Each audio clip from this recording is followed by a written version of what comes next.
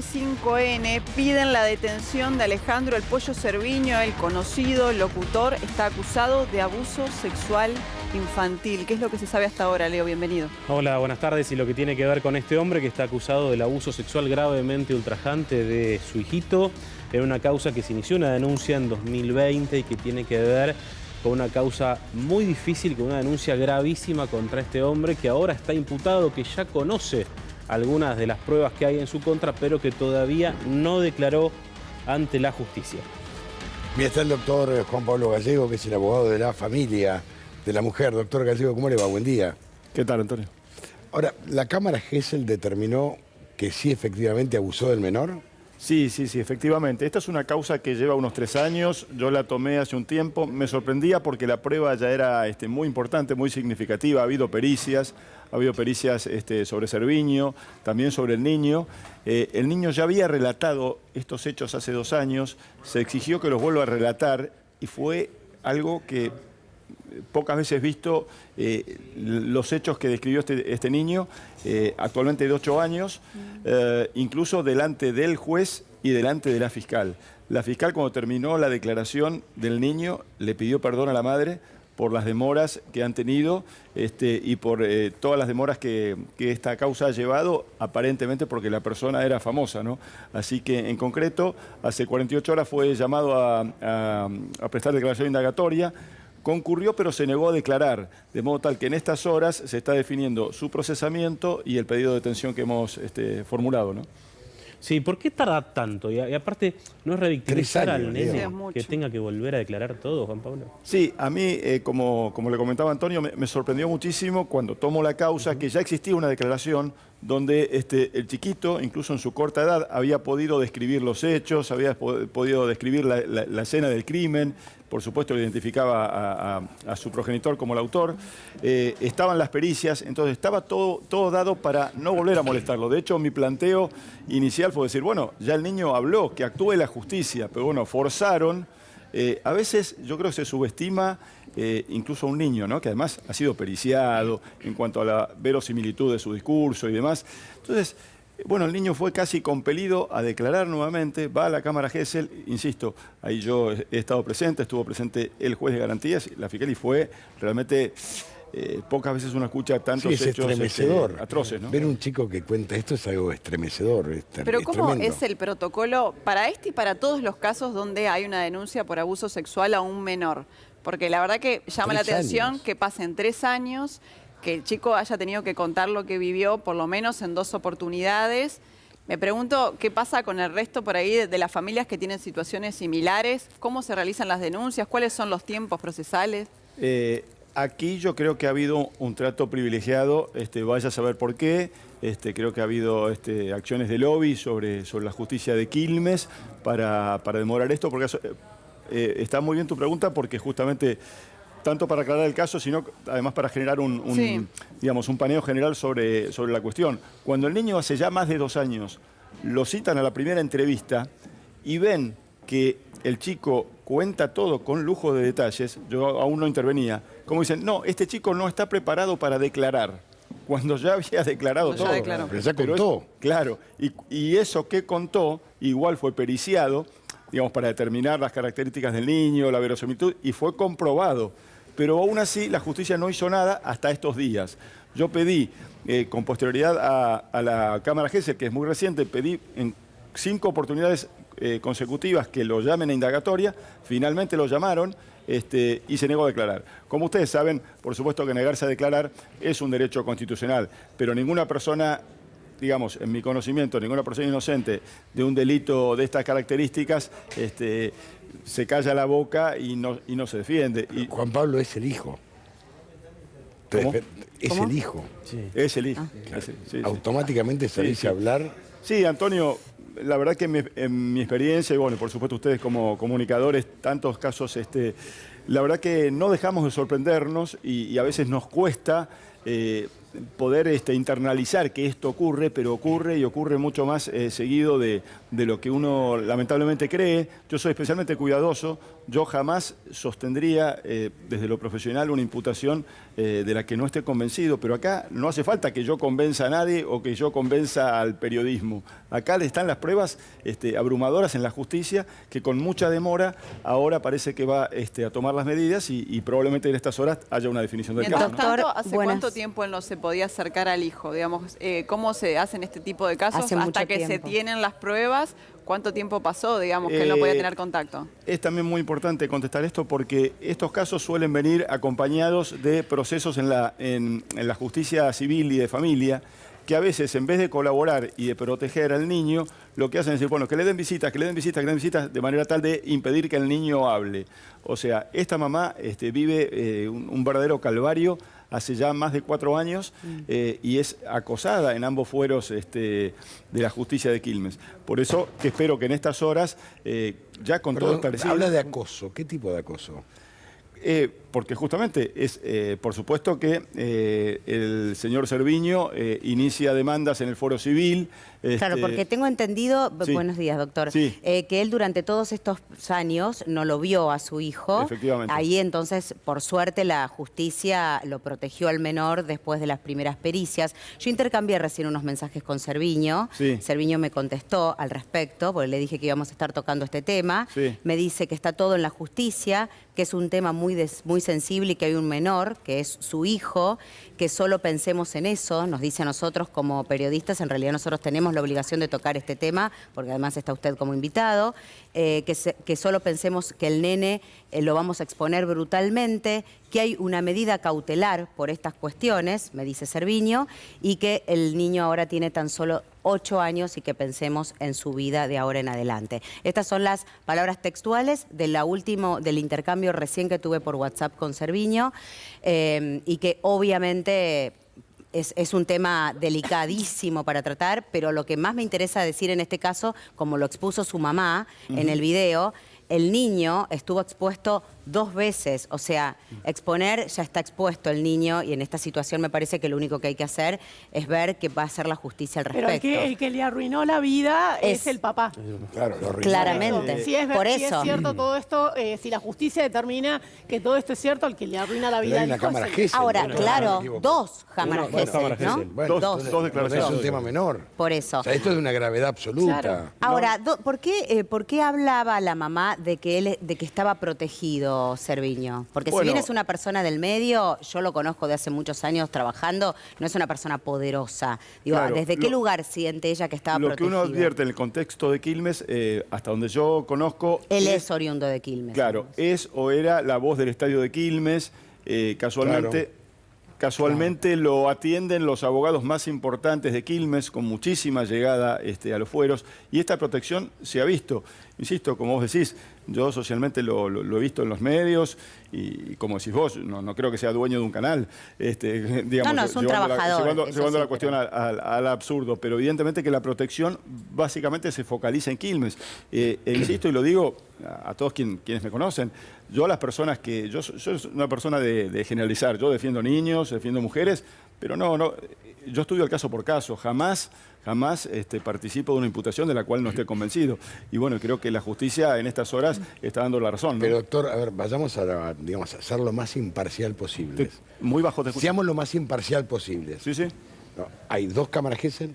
claro. La cámara Gesell, participan psicólogos, psiquiatras, juez, abogados. Hay un montón de personas que van escuchando y sacan conclusiones. Al chico lo van llevando a que vaya contando. Y si después dice lo mismo, evidentemente el abuso está. Desde Y el aparte hay punto de una vista- pericia Probado. física que demuestra que hay abuso. Sí. O sea, no hay mucho más. Al menos se lo preserva. De hecho, no mostramos el rostro, no lo nombramos. Por supuesto. Pero la realidad es que el hecho ocurrió. Uno puede agarrar, intentar, qué sé yo, morigerarlo, pero la verdad en mi caso no me interesa morigerarlo, pues es un tipo que abusó de su hijo. Sí, ¿O sí. tenía qué edad? Es tremendo. 3. La denuncia es con el niño con 5 años. Claro. Los abusos Años. habrían ocurrido con Ocurrido anterioridad en- a sus 5 años, muy lo pequeño. que se dice o lo que se piensa lamentablemente y lo más triste es que ocurrió en la época de la pandemia, donde el niño pasaba mucho tiempo conviviendo con su papá. Doctor, me quedé pensando en esto de los tiempos. ¿Qué pasa en aquellos casos donde tal vez al chico le cuesta más hablar, entonces simplemente está la primera denuncia, que puede ser de la madre, y después se complica el tema de la cámara Gesell o no da un resultado definitivo. Después, ¿qué pasa con la vinculación con el padre? Yo creo que la justicia es poco cuidadosa en estos casos. Aquí, afortunadamente, digo entre comillas, porque como dijo Antonio, ya quedó expuesto el niño, fue victimizado. Claro, no es el caso, Claro. por eso No es el lo caso. pregunto, porque hay un montón de madres que por ahí dicen, Sí. bueno, pero habló conmigo, no se anima, la cámara Gesell no es definitiva. Bueno, en esto parece que la justicia nunca determina de entender protocolos razonables de que es muy difícil esperar que niños de 3 o 4 años puedan relatar una relación sexual como la podríamos relatar nosotros Sí. ante desconocidos. Entonces, muchas veces descartan de plano, revictimizan, revinculan, etcétera, y 5, 6 o 7 u 8 años después se termina comprobando. Entonces hay todo un calvario. Entonces, quienes trabajamos en esta materia, yo digo, porque a veces se dice estos temas son imposibles de probar. Digo, para mí el abuso sexual no es difícil de probar. Es una rama muy especial y muy distintiva en el derecho Sí. para probarla, pero digamos, a mí me ha tocado probarla en distintos casos y todas estas personas están en la cárcel y no porque lo haya dispuesto yo, sino porque al final lo comprobó la justicia. Entonces no es tan difícil de probar, pero digo, a veces... Yo creo que hay, respondiendo un poco a la pregunta, creo que hay hasta una cuestión cultural. Fíjate lo que dice Antonio, que todos los pensamos, aquí muchos somos padres de familia, a veces cuesta tanto internalizar y en lo cultural dicen, no puede ser. Ahora, ese no puede ser, cuando está la prueba abrumadora, no es que no puede ser. Tengo acá información que me dicen que él ha sido alejado en su momento cuando la denuncia apenas lo alejaron de sus 2 trabajos, me dicen acá colegas, de sus 2 trabajos que tenía en el momento y le dijeron que hasta que se resuelva la cuestión iban a ver qué pasaba. Esto entiendo que ocurrió hace un montón, o sea que ahora con esta denuncia ya directamente podría ir a prisión.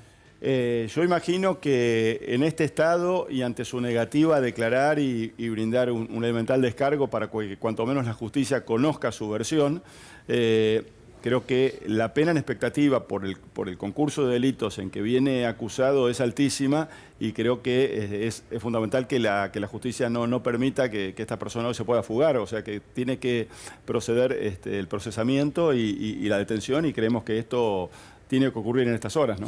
Doctor, convengamos que hay 2 causas que corren por cuerdas separadas. Una es la civil y otra es esta que es la penal. Sí. Ahora, el tema es cómo compatibiliza una con otra. Bueno, porque muchas veces pasa que la justicia civil tiene unos tiempos muy largos e intenta resocializar. Exacto. Y cuando hay un caso de abuso es muy difícil. Bueno, yo estoy trabajando en un proyecto que tiene que ver con un proyecto de expediente único en materia de niños y también en lo que significa en materia de violencia de género. Claro. Vieron que permanentemente vemos, aparecen mujeres en situaciones desgraciadas y después resulta que esas mujeres habían hecho 15 o 17 o 19 denuncias. Sí, o que tenían el botón antipánico, Claro, que en tenían distintos total. juzgados civiles y uno no se entera, el otro no se entera y después ocurre una desgracia. Entonces, este tipo de disciplinas requieren de un expediente único, ¿no? Porque si no, aparece disperso o también aparece la voluntad de algún órgano de favorecer o de proteger y pasa el tiempo y aumenta la desgracia o se llegan a hechos más graves. Un niño que podía estar protegido permanece quizás 3 años más siendo abusado o una mujer que venía siendo objeto de violencia termina violentada 4 años más y nadie la escucha hasta que termina. Entonces creo que esto es algo de lo que tenemos que discutir en serio y unificar criterios y que haya un expediente de seguimiento que dé una alerta para entender que la justicia tiene que actuar. ¿Y qué pasa, Pero aparte hay un doctor? dato, Sí. que lo que dice usted es clave, ¿no? Porque también hay un dato no menor, que es la autoridad de aplicación.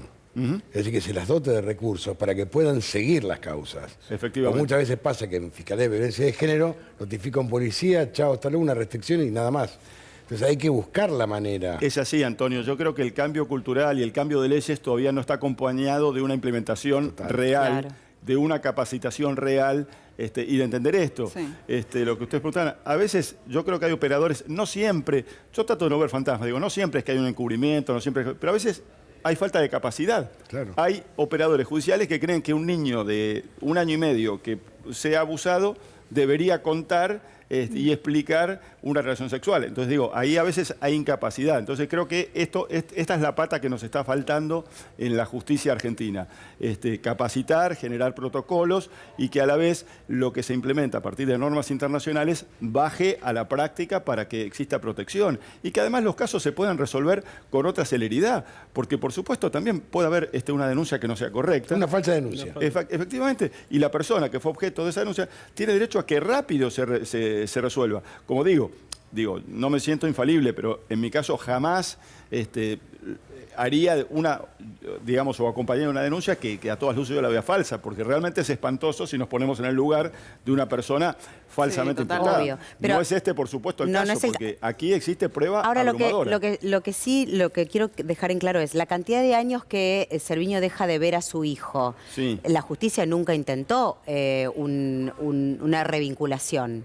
Sí, existen una cantidad de expedientes anexos, precisamente como estaba Antonio, en el juzgado de familia, donde hay cuestiones de comunicación, cuestiones de alimentos, cuestiones de visitas, incluso, y pasa esto que estas causas a veces los grupos familiares, en vez de decir, bueno, acá hay algo grave, que se investigue rápido o que si sabemos, digamos, esto se condene, a veces hay complicidades, hay propios familiares de Cerviño, en el caso que también piden comunicación para ver si logran frenar a que el niño hable. Aquí han trabajado peritos, mira, acá han trabajado peritos de nota, incluso con anterioridad a mi intervención, y todas las pericias que perjudican a Cerviño son pericias oficiales. Entonces creo que la protección y la demora, creo que lo que le faltó a esa protección es, Cerviño solo se expuso a pericias que lo dejan muy mal parado, él mismo. Entonces, acá el cúmulo de prueba es abrumadora y está producida en pericia oficial, porque a veces también se dice no, porque el que... Sí, es de parte. Claro. Aquí no hay personal externo a las propias oficinas periciales, Doctor, que haya generado esta prueba. quiero que hagamos un punto porque ya tenemos en contacto a Cintia García, que es la denunciante, la expareja de Cerviño. Y bueno, no sé, Cintia, la verdad es muy difícil de abordar un tema como este. O sea, a nosotros nos cuesta desde acá, me imagino que para vos también debe ser difícil contarlo, pero ¿cómo querés abordarlo vos? ¿Cómo querés empezar? Hola, ¿me escuchan? Sí, perfecto.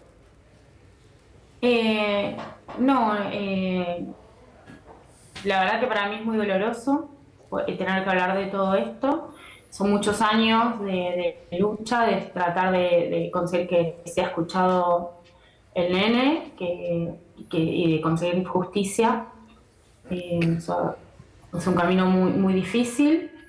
Muchas pericias, porque no solamente las pericias que tiene hechas en el juzgado, sino de todo su equipo de terapeutas de hace muchos años, desde que él tiene 3 años, que vengo teniendo un montón de informes de muchos terapeutas, de psicólogas, psicopedagogas, de médicos, de su psiquiatra, que vienen indicando que sucede algo. O sea, no es que es algo improvisado, hay todo un trabajo de un cuerpo médico también atrás que avala todo lo que se comprobó después en la justicia. Cintia, hay un montón de gente que por ahí nos está mirando y descubre también cómo se llevan adelante estos procesos, viéndonos a nosotros, sin entrar en detalles. Yo te quiero preguntar, ¿qué es lo primero que hiciste? ¿Cuál fue tu primer accionar? ¿Hablar con la psicóloga, hablar con la maestra jardinera? Cuando noté algo raro, obviamente que lo hablé con el papá, que éramos pareja en ese momento, y le dije, me parece que le está pasando algo, él me decía que no. Yo digo, no me quedo tranquila, y luego empecé a llevar a una psicóloga, a una psicopedagoga, a hablar en el colegio, con su pediatra, y empecé a moverme. ¿Sí? ¿Cómo? ¿Sospechabas vos? No sabía qué le pasaba, me daba cuenta que estaba raro, que le pasaba algo, pero no sabía qué. Después cuando descubrí lo que era y tuve la confirmación por una terapeuta, ahí hice la denuncia. Debe ser un momento terrible para vos, Cintia. Sí, es durísimo. ¿Era la pareja todavía en el momento? No, pero aparte cuando vos ves... No te lo imaginás, nunca. No, es inimaginable. Le va a pasar algo así a tu hijo y menos desde su propio padre. Nunca... que en su propia casa vivía el horror que vivía mi hijo. Sí. Y digamos, ¿qué fue lo que te llamó la atención? ¿O cuál fue la alarma que te llevó a hacer todo esto? ¿Qué es lo raro? Él era un niño muy alegre y había perdido la alegría. Y empezó a tener algunas conductas sospechosas que a mí me llamaron la atención. Son cosas muy sutiles, pero que bueno, una madre se da cuenta cuando hay un cambio, hasta en el brillo de los ojos, lo veía diferente. Había perdido el brillo. Sí, perdió la alegría, ya no jugaba, rompía sus juguetes, no dibujaba, hacía todos trazos como de descargar. Sí, en Un montón de rebelde. otras cosas más que son bastante privadas, que bueno. No, no toquemos al menor, ni lo privado, Empezó a nada de cantar eso. algunas canciones Preservémoslo, con contenido preservémoslo. extraño. Sí, canciones con un contenido extraño que son con las que, bueno, no sé si puedo contar eso, pero bueno, con todo eso yo me fui dando cuenta y los terapeutas también. Cintia, acá Y hay un momento, estábamos... disculpa, que quiero seguir con esto. Hubo un momento que vos lo encaraste a él, te sentaste con él y dijiste, mirá, No, porque nosotros nos separamos por violencia, entonces yo cuando termino de la confirmación de lo que pasaba ya no tenía contacto con él a causa de que es una persona muy violenta y teníamos una perimetral justo en el momento de la confirmación. Acá estábamos hablando con el doctor de cómo fue todo el proceso, de lo largo que habrán sido estos 3 años. Sí, fue muy largo. ¿Cómo se hace? ¿Cómo se avanza? ¿Vos sentís que por ahí tu hijo tuvo que declarar más veces de las que los tendría que haber hecho? ¿Sentís que estuvo bien? No, yo creo que él tuvo que declarar muchas más veces, que con todo lo que ya había en el año 2020, cualquier otra persona en ese momento estaría detenido, estaría procesado. Que cuando alguien del otro lado tiene abogados que tienen cierto poder o cierto manejo de los vínculos y de las relaciones, o la persona les cae simpática, no creen a los niños. Siento que es así, que con todas las pruebas que había, él ya debería estar detenido, que es un peligro para la sociedad, porque además él tiene el poder de los medios de comunicación en sus manos. O sea, están teniendo una persona que hace estas cosas y que tiene el poder de los medios de la comunicación en sus manos, que puede acceder a un montón más de potenciales víctimas que cualquier otro. Me parece que sí, que este caso ya está durando mucho y que es hora de que el nene sea escuchado, que se haga justicia y que él pueda tener una vida tranquila. ¿Tiene una vida tranquila hoy? Sí, él está feliz. Tiene, obviamente, muchas terapias, hace un montón de actividades para sanar, porque estuvo muchos años sin poder dormir por las pesadillas. Ahora es un nene feliz, logró salir adelante, tiene un montón de amigos, le va bien en la escuela. Él vive contento, pero este tema lo llaman a cada rato a hablar, a declarar. El lunes pasado tuvo que ir por otra causa paralela a esta, y estuvo todo el fin de semana sintiéndose mal por los nervios de tener que ir. O sea, es algo que ya tendría que estar finalizado. Por suerte el doctor Gallego pudo acomodar la causa, se corrió el fiscal que estaba y ahora la nueva fiscal está trabajando bien. Dejemos hacer una pregunta al doctor Gallego. Doctor, ¿ustedes pidieron la detención o ya tiene pedido de detención? Nosotros pedimos la detención y la reiteramos a raíz de la negativa a declarar para que conjuntamente con el procesamiento sea detenido por los riesgos procesales que significa que esta persona se profugue o que atente contra la continuidad del proceso, ¿no? O que mantenga en riesgo a las víctimas. Así que... Claro, este es un dato no menor. No es menor, y que hayan corrido al fiscal. Recién nos explicaba la mamá que corrieron al fiscal del caso. ¿Por qué se lo corrió? Bueno, yo veía justamente cuando llega la causa con tanta prueba y veía que justamente el que era fiscal especializado, justamente hablábamos de especialización, el que era fiscal nombrado como especializado, con esa prueba denegaba la citación de Cerviño y denegaba las medidas más elementales. Esto es lo que nos hacía ver que había una protección. Hicimos planteos, incluso ante el Procurador General, y efectivamente se designó una nueva fiscal. Esta fiscal, en mis narices, le pidió disculpas a la mamá, a quienes están viendo, porque hubo que forzar otra citación para que el chico no solo diga lo mismo, sino que termine diciendo más detalles. Les cuento como agregado, digamos, ¿no? Porque, fíjense, no solo se da esta paradoja de que el acusado se lo convoca a declarar y se abstiene de declarar, que es su derecho. Sus peritos en la Cámara Gesell no hicieron una sola pregunta, porque era que el chico siguiera dando más detalles, o sea, ni siquiera Era mucho peor. buscaron, claro, encontrar ningún elemento más. sí, Estaban perdón. rogando que termine la cámara Gesell, ¿no? Cintia, sí, te escuchamos. En el año 2020, después que el nene habló en 3 oportunidades, la perito que lo defendía a Alejandro firmó a favor de Bernardo y renunció al equipo de abogados que tenía en ese entonces, por lo contundente que fue lo que declaró el nene. Claro, lo que pasa es que yo creo, a ver, la verdad que nunca participé en una cámara Gesell, ¿no? Pero yo creo que cuando un chico se expresa con esa contundencia que están relatando ustedes, debe ser algo, aparte de ser algo escabroso y tremendo, debe ser terrible. No me quiero poner en tu lugar, Cintia. Debe ser terrible, más usted, vos, Juan Pablo, como abogado. Debe ser algo terrible, debe ser estremecedor. Sí, es encontrarte con el infierno, ¿no? Porque es justamente ver esto que a veces lo podemos hablar acá, incluso en abstracto y con tanto respeto, pero bueno, eso es el infierno mismo, es decir, cómo un chiquito de 4 años puede atravesar por una experiencia de esta naturaleza. Y lo grave del abuso es este abuso de poder y este abuso de confianza por personas tan sensibles y tan cercanas. Esto es tan, por eso es tan, a veces... Es el padre, Juan Pablo. Claro. No es y ellos cualquiera. eran pareja en ese momento, que eso es lo que yo no sabía que Cintia nos aclaraba, porque a veces estamos por ahí mal acostumbrados a casos donde ellos no están juntos, entonces no tienen la oportunidad de ver la relación que tiene con el padre o con la madre. Acá encima eran pareja. Sí, entonces la propia casa fue el infierno para este niño. Por supuesto, y entrampado, y con un niño que no puede entender, porque el niño lo que espera de un padre y de una madre es amor, es protección, amor. Entonces, no está preparado siquiera para entender esos actos, pero esos actos lo trastocan de por vida, porque es justamente que la persona que debía protegerte te realiza este tipo de actos. ¿Se le hace pericia psiquiátrica al denunciado también en estos casos? Hay una pericia psiquiátrica y psicológica de... ¿En este o en los otros? Sí. A veces las evitan, por eso en este Pero caso... acá hubo, ¿no? Acá la hubo. ¿Y qué dijo la Junta Pericial? Bueno, es terrible, es terrible y no fue impugnada por Cerviño. La Junta Pericial en relación a Cerviño da características, digo, a grandes rasgos. Siempre hay que ir, yo soy abogado de caso por caso, no generalizo, no digo como este es así, es parecido a tal, pero la pericia de Cerviño es bastante parecida a la que en su momento pudimos hacer al cura Grassi, por ejemplo, ¿no?